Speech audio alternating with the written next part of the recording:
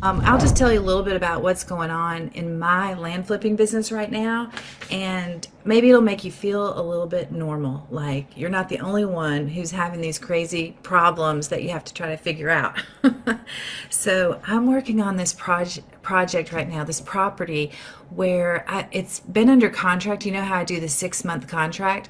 It's been under contract now for 5 months, and I don't even have it listed. Like I just got it listed. So why did it take so long? Well, the seller who's on the deed signed and sent the agreement back in the mail. Like I didn't even really need to do anything to get the agreement from her other than just send her the offer.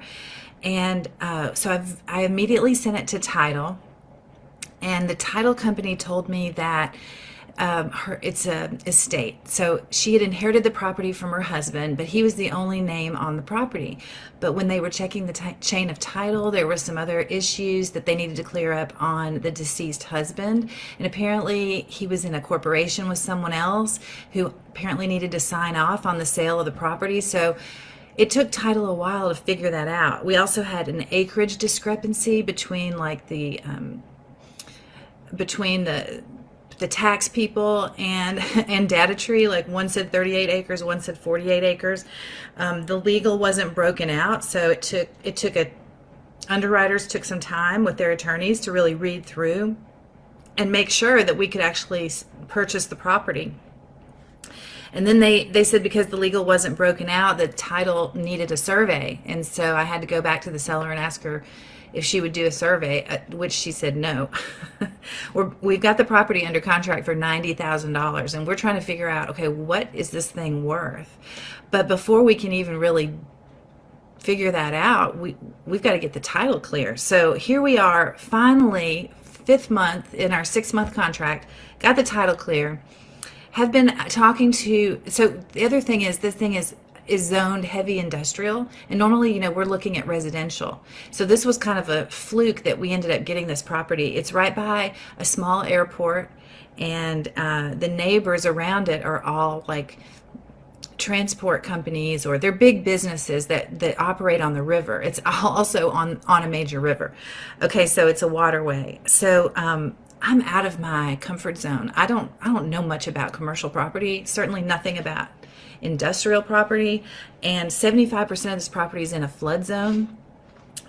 So initially when we were trying to price it, we were looking at basically comparing it to 12 acres because that's about all we thought was buildable, and coming up with a price. And we want to be way under market. So initially we put it on the market for like 279, and we immediately got 3 offers. And we were like, whoa, what did we do wrong?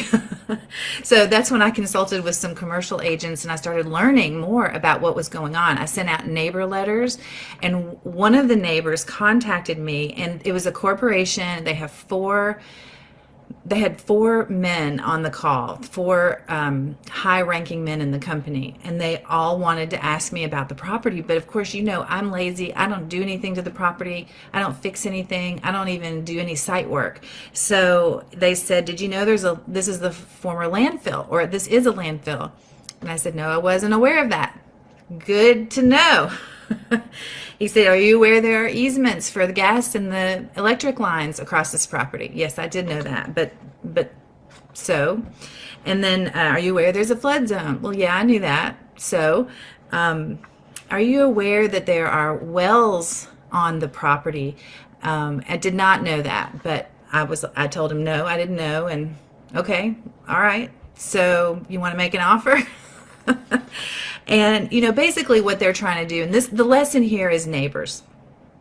What they're trying to do is they're trying to tell me all the bad things about the property so they can get it for a lower price. They're going to say, all these things are bad, and I don't know, that's really going to lower the price, but I'll be glad to take it off your hands for a low, low, low, low price. But anyway, after we checked with some commercial agents, and we considered all the aspects of the property, its location, what other properties in the area are going for, we found out this property is worth over $1 million. So actually, we came in at $679,000 as our asking price. I want to know what you think about that. Is that too low? I don't know. It's not really my area. I'm thinking about, should I hire a commercial agent to represent this property for me?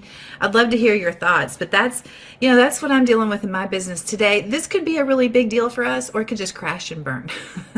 I did have to extend the agreement with the seller. She only gave me another 3 months, and I had to put down earnest money. But I went ahead and did it because buying it for 90 and selling it for even 500 would be a super huge home run. So I just wanted to share with you what I'm working on. That would be my biggest deal ever. So I'd love your advice, your input. Tell me what you think about it. And the saga will continue. All right. Hope all is well. Let me know how you're doing, and I'll talk to you then. Bye.